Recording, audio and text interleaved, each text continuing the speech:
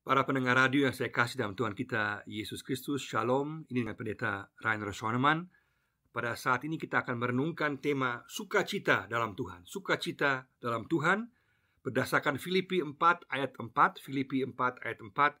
Bersukacitalah senantiasa dalam Tuhan. Sekali lagi kukatakan, bersukacitalah. Bersukacitalah senantiasa dalam Tuhan.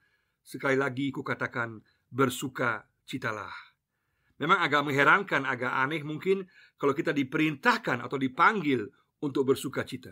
Kita terbiasa bersukacita kalau keadaan kita baik, kita sehat, kita berlibur, dapat hadiah, kita sukses.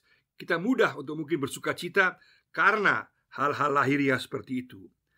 Tetapi bila keadaan kita tidak baik, kita kurang sehat, kita kurang sukses, kita punya masalah, maka sangat sulit bagi kita untuk mengatakan pada diri sendiri, ayo, sekarang kamu harus bersukacita.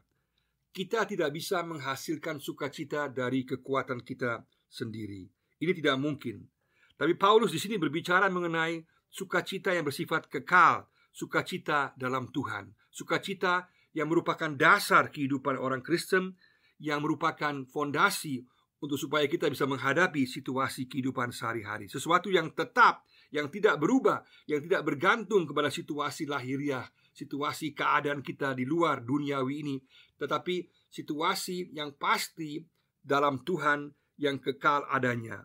Dan Paulus katakan kita harus fokus kepada apa yang Tuhan katakan, apa yang Tuhan telah lakukan, kepada apa yang Tuhan sudah berikan dan janjikan kepada kita. Untuk dapat menjawab pertanyaan ini, bagaimana kita bisa sungguh-sungguh bersukacita, kita akan lihat siapa yang sebenarnya menulis ayat ini. Mengapa kita dipanggil untuk bersukacita? Kapan kita bisa bersukacita? Dan bagaimana kita bisa bersukacita? Yang pertama, siapa yang menulis ayat ini? Mungkin kita pikir bahwa orang yang tulis ayat ini pasti orang yang optimis, orang yang keadaannya baik, yang situasinya sungguh-sungguh penuh dengan sukacita, di mana semua berhasil, semua sukses. Tetapi bukanlah demikian. Yang menulis ayat ini adalah Paulus yang berada dalam penjara, dalam tahanan, yang telah mengalami banyak sekali penderitaan, yang bahkan sedang menunggu hukuman mati yang akan dijatuhkan kepadanya. Situasi luarnya sama sekali tidak baik.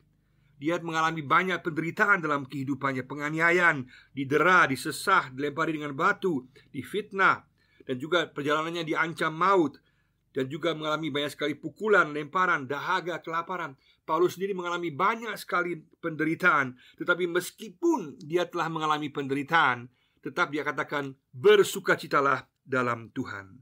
Jadi pribadi yang menulis ini, Paulus, adalah orang yang sungguh-sungguh mengenal penderitaan, sehingga dia juga mengenal dan juga dapat mengerti penderitaan yang kita alami. Dan meskipun demikian, 11 kali Paulus dalam surat Filipi berbicara mengenai kata sukacita. 11 kali. Karena sukacita demikian penting baginya.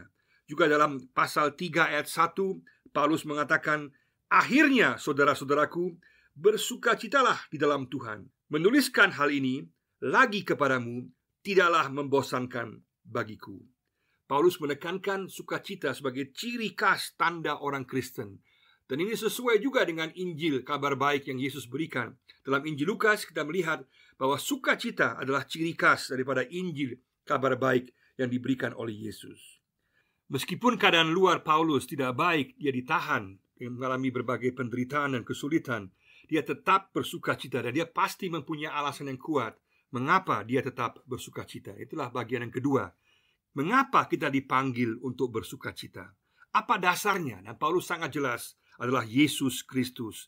Karena sukacita yang kita miliki adalah dalam Kristus, di dalam Kristus. Dalam Kristus kita dipanggil untuk bersukacita karena pemberiannya, karena janji Tuhan bagi kehidupan kita. Jadi dasar sukacita kita bukan hal lahiriah, bukan materi, tetapi kasih karunia Allah. Karena janji Allah berlaku kekal untuk kita dan tidak berubah. Dan sangat penting bagi kita untuk semakin mengenal akan Allah, akan Yesus, supaya kita sungguh-sungguh mengenal akan sumber sukacita kita. Karena kalau kita mengenal Yesus, kita mengenal pemberian-pemberiannya, dan juga mengenal berkat-berkatnya, maka kita tidak pernah akan mengalami sumber yang kering. Maka sangat penting untuk melihat, memandang kepada Yesus, melihat apa yang telah dia perbuat, apa yang telah dia berikan kepada kita. dan juga berbagai janjinya kepada kita. Orientasi kita harus kepada Yesus, dan itulah yang akan memberikan kepada kita sukacita, akan memberikan sumber sukacita bagi kita. Maka perspektif yang menentukan, cara pandang yang menentukan, fokus kita kemana. Dan Paulus ingin katakan bahwa fokus kita haruslah kepada Yesus Kristus sebagai sumber sukacita kita. Dalam keseluruhan surat Filipi, ada 5 alasan yang Paulus berikan, paling sedikit 5 alasan mengapa kita bisa bersukacita dalam Tuhan. Yang pertama adalah kita dapat bersukacita karena Yesuslah kebenaran kita. Karena Yesuslah kebenaran kita. Ditekankan oleh Paulus dalam Filipi pasal 3 ayatnya yang ke-9, di mana Paulus tekankan bahwa Kristus Yesus adalah kebenaran yang diberikan kepada kita di hadapan Allah karena iman kita. Maka Yesus mati di kayu salib untuk membenarkan kita, sehingga kita yang tidak benar, kita yang salah dibenarkan, divonis benar, sehingga kita boleh sungguh-sungguh tahu, kita boleh bersukacita karena di hadapan Tuhan, di hadapan Allah, kita telah dinyatakan benar. Artinya kita secara manusia mengenal berbagai tingkatan penilaian, baik sekali, baik, cukup, dan kurang. Tapi bagi Allah tidak ada penilaian seperti itu. Di hadapan Allah hanya ada 2 jenis nilai, sempurna atau gagal. Dan kita semua yang percaya kepada Yesus, yang bertobat dan menerima Yesus, menggantungkan hidup kepada Yesus, maka kita dipandang benar, sempurna di hadapan Tuhan. Maka sangat penting bagi kita untuk sungguh-sungguh belajar memiliki kepercayaan diri Kristiani yang baik, bahwa kita tahu kita orang-orang yang dibenarkan.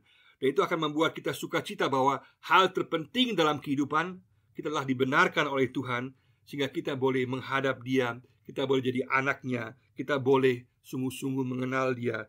Kita tahu bahwa Allah mengasihi kita, kita dibenarkan oleh Tuhan. Itu hal yang pertama mengapa kita bisa bersukacita. Yang kedua adalah kita dapat bersukacita karena Kristuslah damai kita. Dialah damai kita. Pasal 4 ayat 7 digambarkan bahwa dalam Kristus kita diberikan damai sejahteranya. Dengan Allah kita telah didamaikan. Kita telah bebas daripada murka Allah. Kita tidak memiliki masalah dengan Allah lagi. Allah mengasihi kita. Kita dapat datang kepada Dia sebagai anak-anak yang kekasih karena kita telah didamaikan dengan Allah. Dengan demikian tidak ada permusuhan antara Allah dengan kita lagi. Ada hubungan damai. Dan damai sejahtera Allah ini diberikan kepada kita dan memampukan kita juga untuk bisa mengasihi dan mengampuni orang lain. Maka kita boleh bersukacita karena kita tahu bahwa Yesuslah kebenaran kita, kita dibenarkan. Dan kedua, kita didamaikan, sehingga itu dapat memberikan kita sukacita yang pasti dan tidak dapat diambil oleh orang lain.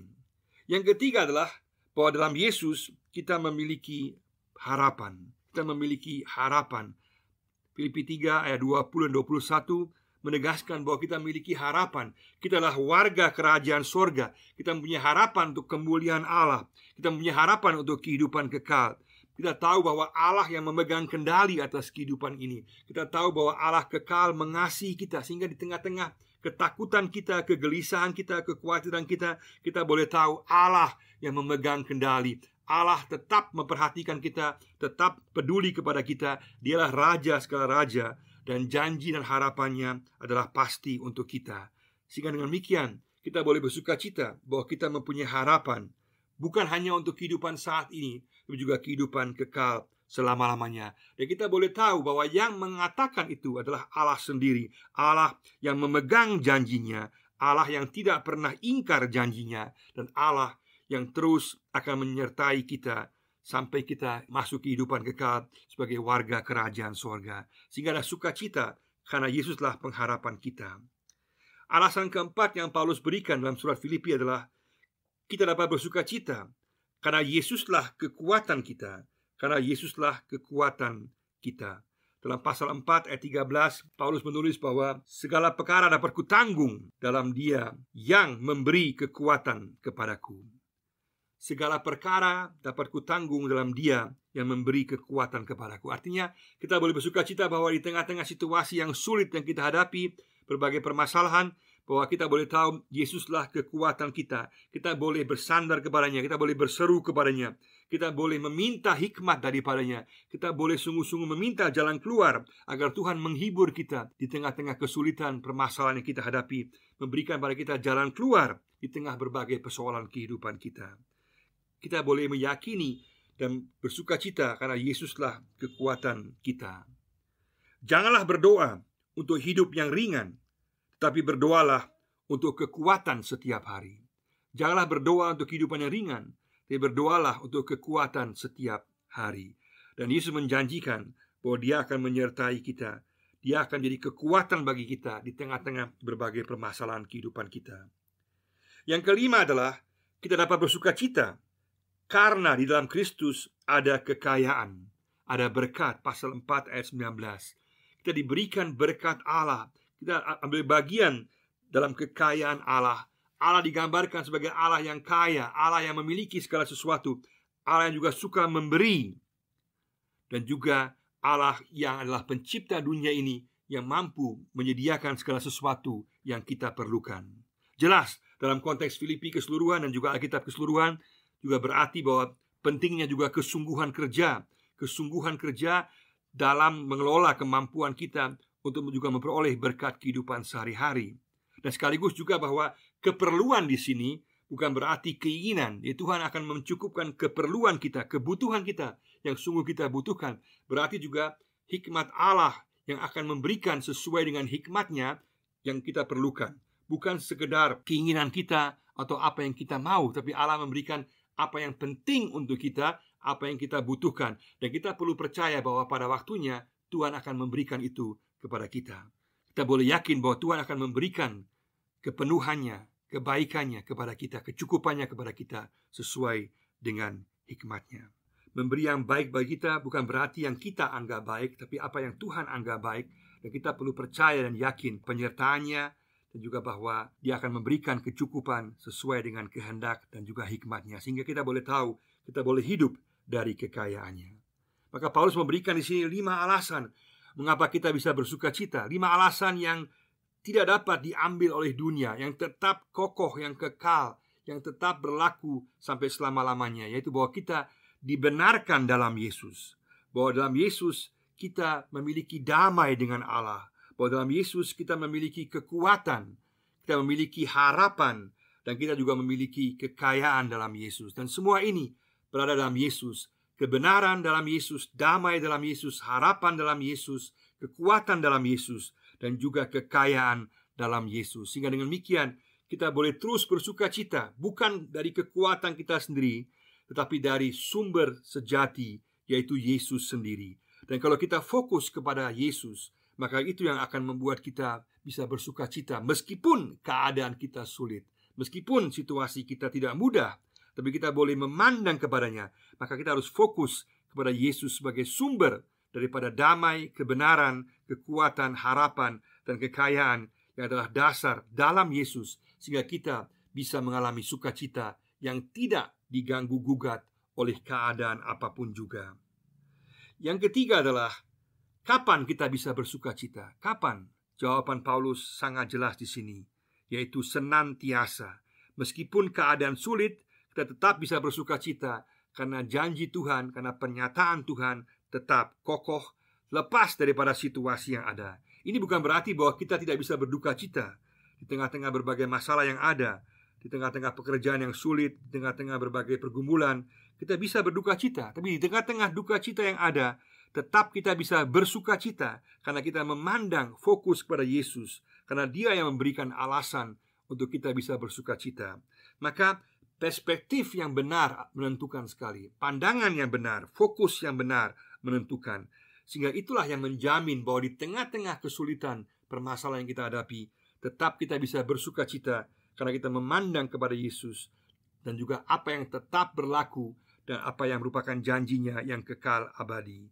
Sehingga dengan demikian Yesus menjadi pusat hidup kita, sehingga dalam segala situasi kehidupan kita, kita boleh meyakini Dia, bersandar kepada Dia, sehingga kita di tengah-tengah kekayaan materi, di tengah-tengah kesulitan materi, di tengah-tengah kesehatan, di tengah-tengah kesakitan, di tengah-tengah kebahagiaan, di tengah-tengah pergumulan, dalam segala situasi, tetap kita bisa bersuka cita dalam Tuhan, karena apa yang Yesus berikan tidak dapat diganggu gugat dan kokoh dan berlaku kekal selama-lamanya.